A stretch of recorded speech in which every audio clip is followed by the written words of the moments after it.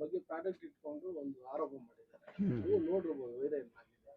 ಈಗ ಏನ್ ಸರ್ ಅದು? ಅದು ಶರಣ್ಯ ಅವರು ಏನಂದ್ರೆ ಅವ್ರು ಈಗಾಗಲೇ ನಂದು ತಪ್ಪಾಯಿತು, ನಾನು ಇದು ಮಾಡಿರೋದು ತಪ್ಪಾಯಿತು ಅಂತ ಕೇಳ್ಕೊಂಡಿದ್ದಾರೆ. ಅದರಿಂದ ಅದು ಮುಗಿದೋದಂಥ ಅಧ್ಯಾಯ. ಯಾಕೆಂದರೆ ಈಗ ತಾವೇ ಗೊತ್ತಿರೋ ರೀತಿ ನಮ್ಮ ತಿರುಪತಿಯಲ್ಲಿ ಲಡ್ಡು ಮಾಡೋದಕ್ಕೆ ಹಲವಾರು ವರ್ಷಗಳಿಂದ ನಮ್ಮ ತುಪ್ಪನ ತಗೊಳ್ಳದೆ ಬೇರೆಯವ್ರ ತುಪ್ಪ ತಗೊಂಡು ಅದರಲ್ಲಿ ಪ್ರಾಣಿ ಕೊಬ್ಬು ಅವು ಇವು ಬೆರೆಸಿ ಎಲ್ಲ ಕೂಡ ಅದು ಸಿಕ್ಕೋಗಿರುವಂಥದ್ದು ವಿಚಾರನ ನಿಮಗೆ ಗೊತ್ತಿರೋದೆ. ತದನಂತರ ಆಂಧ್ರ ಸರ್ಕಾರನೇ ತೀರ್ಮಾನ ತಗೊಂಡು ನಂದಿನಿಯ ತುಪ್ಪನ ತಗೋಬೇಕು ಅನ್ನೋದನ್ನು ತೀರ್ಮಾನ ಮಾಡಿದ್ದಾರೆ. ಇದರ ಒಂದು ಇದೇನೆಂದರೆ ಜೊತೆಗೆ ನಾವಿವತ್ತು ನಮ್ಮ ಮಾನ್ಯ ಜಿಲ್ಲಾಧಿಕಾರಿಗಳಾದಂಥ ಶ್ರೀ ರವಿ ಅವ್ರನ್ನೂ ಕೂಡ ಶ್ಲಾಘಿಸಬೇಕಾಗ್ತದೆ. ಯಾಕೆಂದರೆ ಎಲ್ಲೆಲ್ಲಿ ಖಾಸಗಿ ಹಾಲು ಮಾರಾಟ ಆಗ್ತಾ ಇದೆ ಅಲ್ಲೆಲ್ಲ ಕೂಡ ನೋಡಿ ರೈಡ್ ಮಾಡಿ ಅಲ್ಲಿ ಕಲಬೆರಕೆ ಆಗ್ತಾ ಇರ್ತಕ್ಕಂಥದ್ದನ್ನು ನಮ್ಮ ಮಾನ್ಯ ಜಿಲ್ಲಾಧಿಕಾರಿಗಳು ಈಗಾಗಲೇ ಆದ್ಯತೆ ಮೇಲೆ ತಗೊಂಡಿದ್ದಾರೆ. ಅವ್ರಿಗೂ ಕೂಡ ನಾವು ಈ ಸಂದರ್ಭದಲ್ಲಿ ಶ್ಲಾಘನೆ ಮಾಡಬೇಕಾಗ್ತದೆ. ನಂದಿನಿ ಏನಿದೆ ಇದು ಒಂದು ಸಹಕಾರ ತತ್ವದ ಅಡಿ ಪ್ರಾರಂಭ ಆಗಿರ್ತಕ್ಕಂಥ ಒಂದು ಸಂಸ್ಥೆ. ಇದು ಯಾರೇ ಒಬ್ಬರ ಮಾಲೀಕತ್ವದಲ್ಲಿಲ್ಲ. ಅದರಿಂದ ಇದರ ದೃಷ್ಟಿ ಏನು ಅಂದರೆ ನಮಗೆ ರೈತರಿಗೆ ಒಳ್ಳೆ ದರ ಕೊಡೋದು, ಜೊತೆಗೆ ಗ್ರಾಹಕರಿಗೆ ಒಳ್ಳೆ ಪದಾರ್ಥಗಳನ್ನು ಕೊಡೋದೇ ಈ ಒಂದು ಸಹಕಾರಿ ಸಂಸ್ಥೆ ಗುರಿ. ಈ ಅವ್ರೇನು ಹೇಳಿದ್ದಾರೆ ಅದು ಸತ್ಯಕ್ಕೆ ದೂರ. ಈಗಾಗಲೇ ಅದು ತಪ್ಪಾಯಿತು ಅಂತ ಒಪ್ಕೊಂಡಿದ್ದಾರೆ. ಹಾಗಾಗಿ ನಮ್ಮ KMF ಮತ್ತು ಕೋಲಾರ ಹಾಲು ಒಕ್ಕೂಟಕ್ಕೆ ಒಳ್ಳೆ ಇದನ್ನು ಕೊಡೋದೇ ಗುರಿ ಅಂತ ನಾನು ಹೇಳೋದಕ್ಕೆ ಇಚ್ಛೆಪಡ್ತೀನಿ.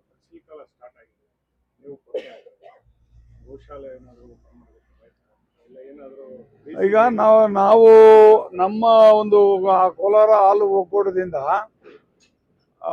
ಮೇವಿನ ಕೊರತೆಯನ್ನು ಮನಗಂಡು ಈಗಾಗಲೇ ನಾವು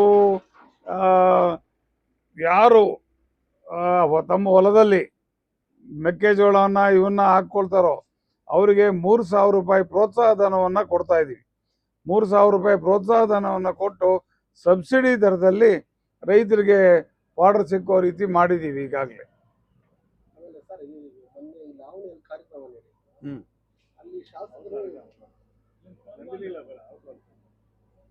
ಕೇಳಿರಿ ಅವ್ರ ಕ್ಯೂರಿಯಾಸಿಟಿ.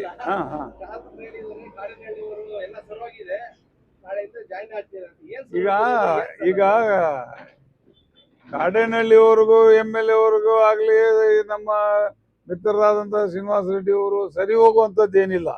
ನಮಗೂ ಅವ್ರಿಗೂ ಯಾವುದೇ ರೀತಿಯಾದಂಥ ಭಿನ್ನಾಭಿಪ್ರಾಯ ಇಲ್ಲ.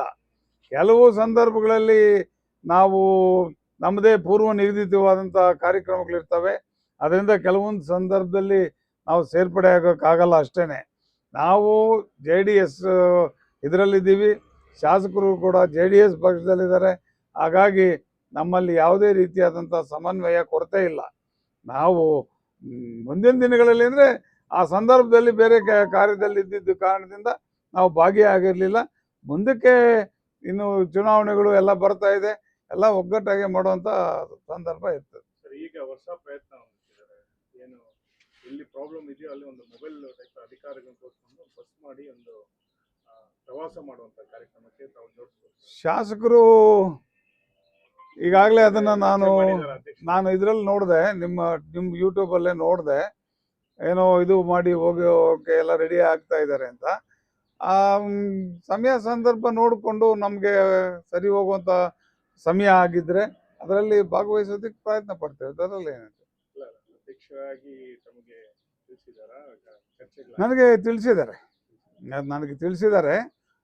ಈ ಥರ ಹಳ್ಳಿಗೆಲ್ಲ ಹೋಗ್ಬೇಕು, ಸಮಸ್ಯೆಗಳ ನಿವಾರಣೆ ಮಾಡಬೇಕು ಅಂತ ತಿಳಿಸಿದ್ದಾರೆ. ಆ ಒಂದು ನಿಟ್ಟಿನಲ್ಲಿ ಸಮಯ ಇದ್ದಾಗ ಎಲ್ಲ ಕಡೆ ಹೋಗೋದಕ್ಕೂ ನಮ್ಮದೇ ಆದಂಥ ಒಂದು ಕಾರ್ಯಚಟುವಟಿಕೆಗಳಿರೋದ್ರಿಂದ ಎಲ್ಲೆಲ್ಲಿ ಸಾಧ್ಯವಾಗ್ತದೋ ಅಲ್ಲೆಲ್ಲ ಹೋಗೋದಕ್ಕೆ ಪ್ರಯತ್ನ ಪಡ್ತೀವಿ.